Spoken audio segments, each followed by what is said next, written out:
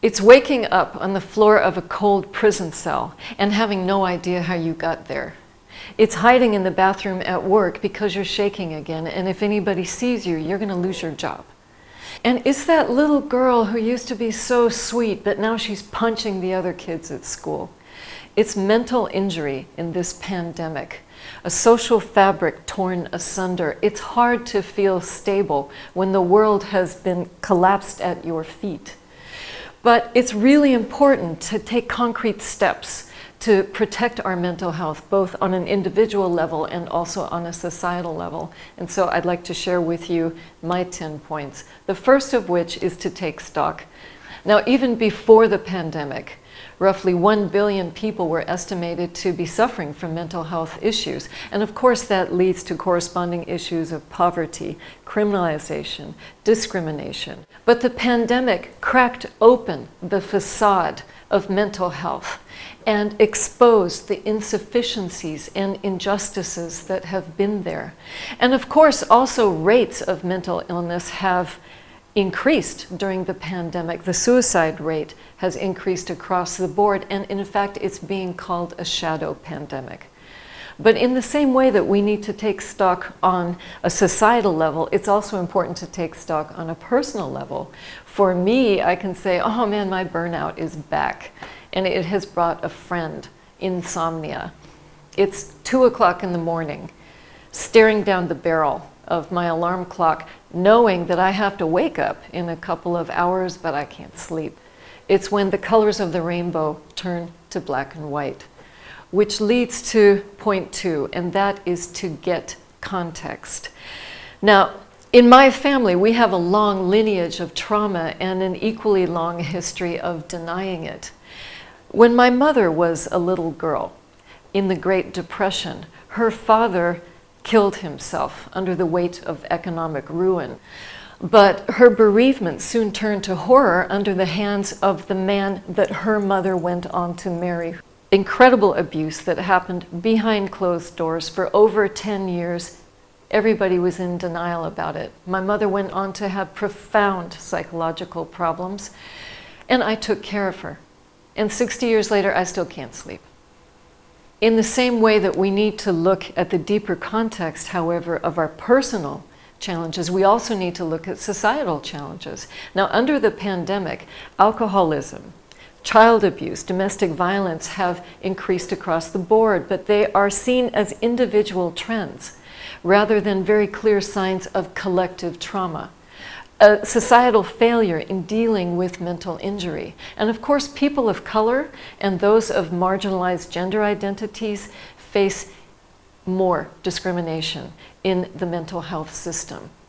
It's waking up on a cold prison cell and having no idea how you got there. It's your black skin. It is the post-traumatic stress that you got from multiple military tours to Afghanistan. It's being triggered by watching the murder of George Floyd on television and the voices that told you to take that rock and break that window.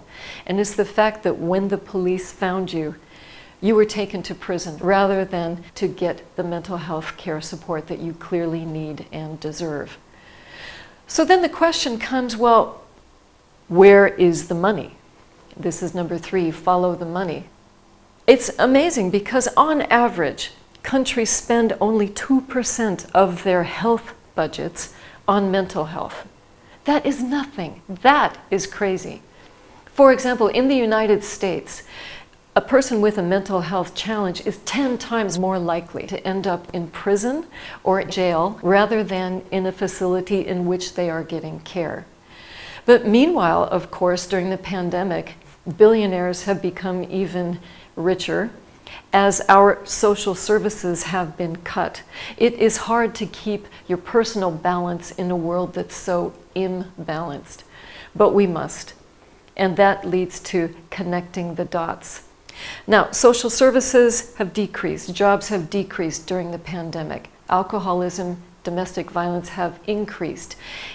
It is to be expected that child abuse has also increased. And all of this suffering that is completely unnecessary and that clearly is going to go on and have implications for generations.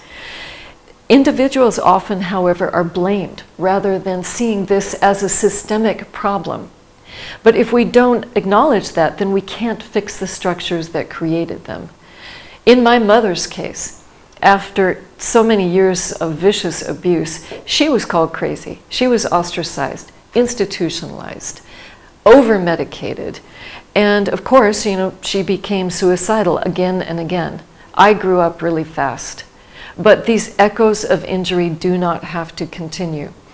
Now, one way that we can change this path is to redefine experts. People with lived experience and people who are actually service users should be involved in designing the programs that are for healing.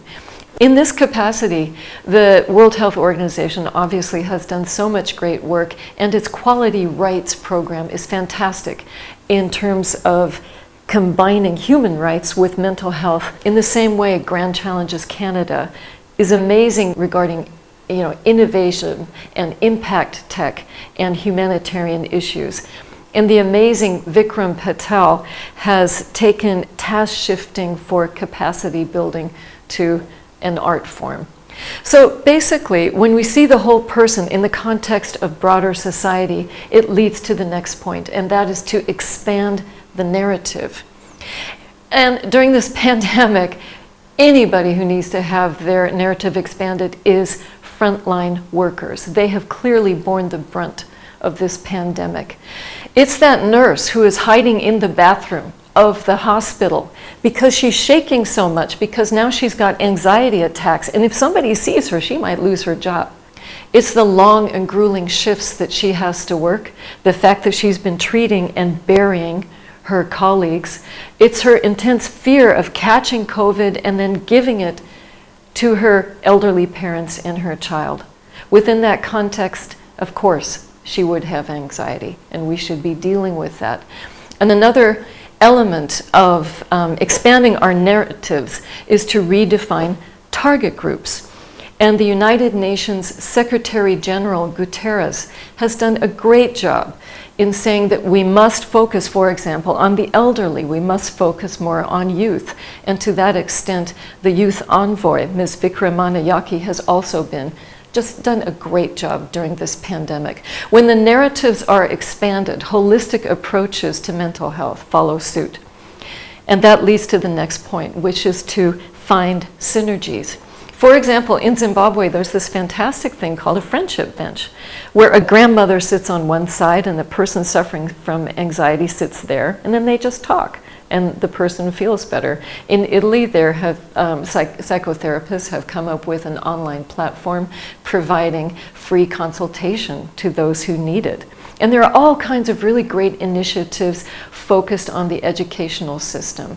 For example, the Born This Way Foundation, Lady Gaga and Cynthia Germanotto founded this, and they're in public schools doing amazing work. Similarly, Generation Mental Health is mobilizing on campuses. We've got to find unique ways of reaching out. And ultimately, this means to go global. Now, mental health connects societies in ways we cannot even understand. We are connected across borders, across generations, across belief. These challenges are global and international and intersectional. So the solutions have to be as well. Now, in this regard, for example, Generation Unlimited aims to bring cognitive behavioral therapy to underserved youth globally, and United for Global Mental Health is doing amazing work. But that also leads to a really important point, and that is to make noise. Every single person needs to do what we can to break the stigma. I'm always really, really happy when famous people come out and say, hey, I'm having some challenges. Thank you, Adele. Thank you, Beyonce. Thank you, the Queer Eye guys. For every time somebody who is well known comes out and says, hey, I have this, then it just makes it easier to talk about. And a special shout out to BTS for informing and motivating its army, supporting UNICEF, and its Love Myself campaign at the UN General Assembly. This stuff really, really matters. And of course, in the very same breath, thank you very much to Rani Ali for connecting tolerance with mental health. Thank you to every single person who discusses lived experience. Breaking the stigma one voice at a time. And that leads to the last point, and that is taking action. Now, I have lived experience with mental health on an intergenerational level. I have it in my own personal burnout. But you know what I don't have? I don't have shame. I have pride, I have conviction, I have determination that I'm going to make a difference.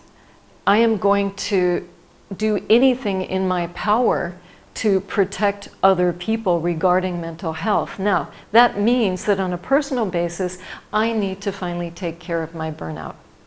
And I will do that. I will break this chain of trauma.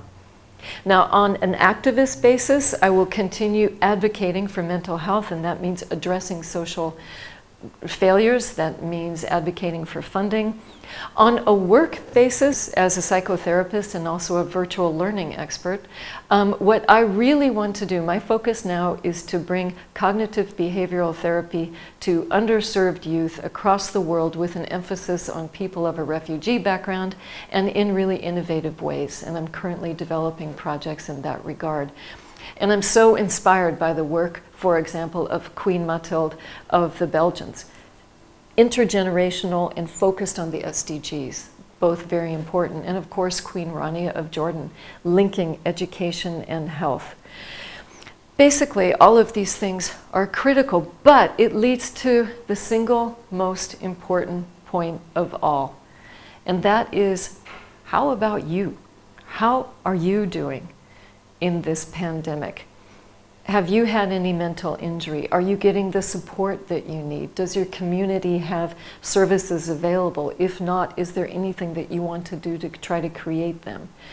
Because look, just keep in mind, you are so not alone. There are so many people across the world going through the same thing and thinking the same thing, and together we really are stronger. When the whole world has crashed and burned at your feet and splintered into 1,000 pieces, it is that crystalline moment of brutal honesty, yet impossible beauty, when you realize that you've got the opportunity, if not the responsibility, to pick up those pieces and put them back together in a way that's even better, a way that is more just and more humane and more inclusive and ultimately more sustainable. Thank you.